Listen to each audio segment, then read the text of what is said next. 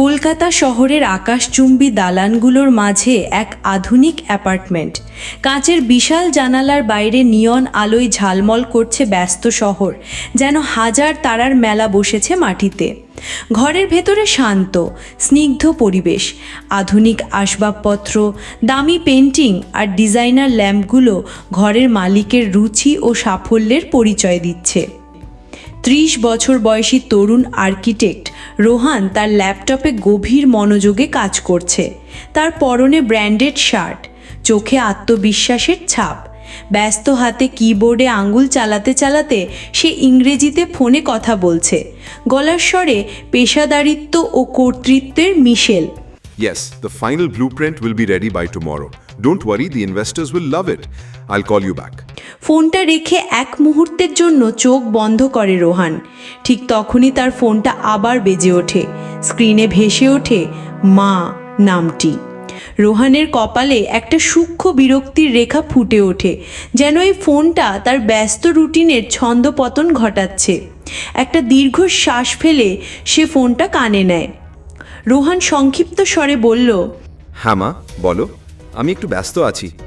ফোনের ওপার থেকে ভেসে আসে তার মা মায়ার স্নেহমাখা পরিচিত গলা। কেমন আছিস বাবা? অনেকদিন ফোন করিস না। আছি, কাজের খুব চাপ, তুমি তো জানোই।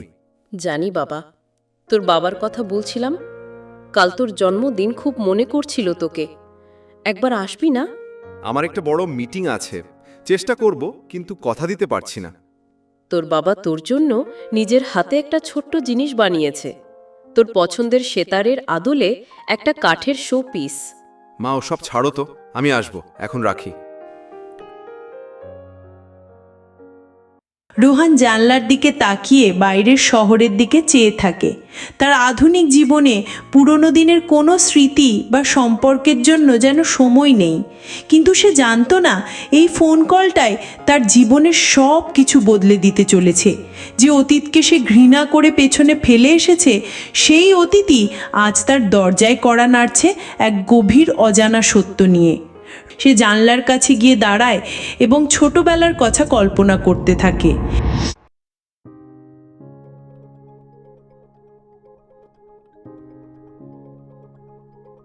কিশোর রোহান তার আর্কিটেকচারের স্কেচ খাতা নিয়ে বাবা আলোকনাথের কাছে আসে। আলোকনাথ তার পুরনো সেতারটি নিয়ে বসে আছেন, তার 2 হাতে পোড়া দাগ স্পষ্ট। তিনি একটা সুর তোলার চেষ্টা করছেন, কিন্তু আঙুলগুলো যেন ঠিকমতো কাজ করছে না। সুরটা নিখুঁত নয়, থেমে থেমে যাচ্ছে।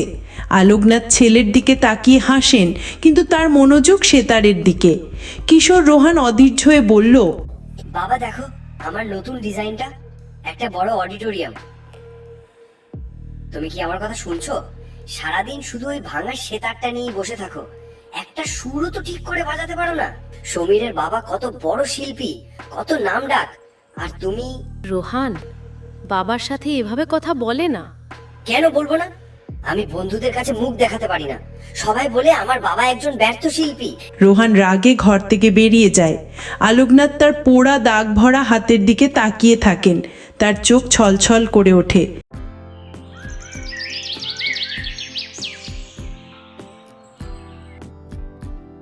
রোহান অনিচ্ছা সত্ত্বেও বাড়িতে এসেছে। ঘরে জন্মদিনের সামান্য আয়োজন।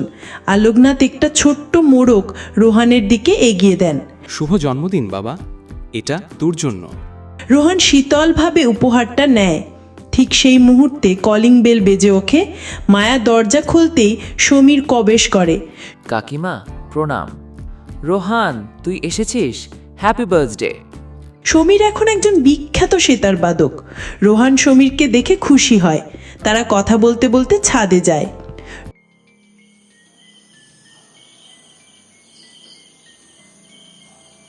রোহান আর সমীর দুজনে ছাদে দাঁড়িয়ে কথা বলছে। জানিস, আজ আমার যা কিছু সব আলোক কাকুর জন্য। উনি আমার গুরু, ওনার মতো শিল্পী আমি জীবনে দেখিনি। কি বলছিস বাবা? উনি তো ঠিকমতো বাজাতেও পারেন না। ওনার হাতে। তুই কিচ্ছু জানিস না তাই না? ওই হাত দুটো তোকে বাঁচাতে গিয়ে ওরকম হয়েছে। মানে? আমাদের ছোটবেলার গানের স্কুলে আগুন লেগেছিল, মনে আছে? তুই তখন ভেতরে আটকা পড়েছিলি। সবাই যখন ভয়ে পিছিয়ে গিয়েছিল, তোর বাবা আগুনের মধ্যে ঝাঁপিয়ে পড়েছিল, নিজের জীবন বাজি রেখে তোকে বের করে এনেছিল। সেই আগুনেই ওনার হাত দুটো পুড়ে যায়।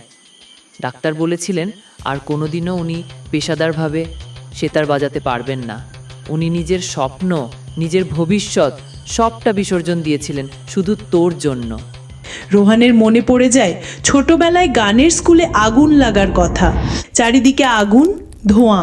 ছোট রোহান ভিতরে ভয়ে কান্না করছে, বাইরে তার বাবা আলোকনাথ হাউ মাউ করে কান্না করছে এবং ছোট রোহানকে নিজের শরীর দিয়ে আগলে বাইরে নিয়ে আসে। তার হাতে আগুন লেগে যায় এবং হাত পুড়ে যায়।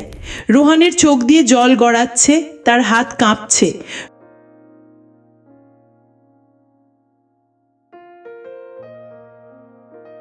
রুমে এসে সে বাবার দেওয়া ছোট্ট কাঠের সেতারটার দিকে তাকিয়ে থাকে।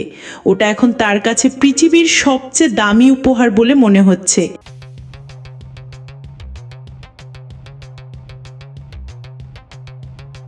রোহান দৌড়ে ঘরে ঢোকে। আলোকনাথ দেওয়ালে ঝোলানো তার পুরনো সিতারটার দিকে এক দৃষ্টিতে তাকিয়ে আছেন। রোহান বাবার কাছে আসে এবং তার বাবার পোড়া হাত দুটো নিজের হাতে তুলে নেয় আর বলে, বাবা, আমাকে ক্ষমা করে দাও বাবা।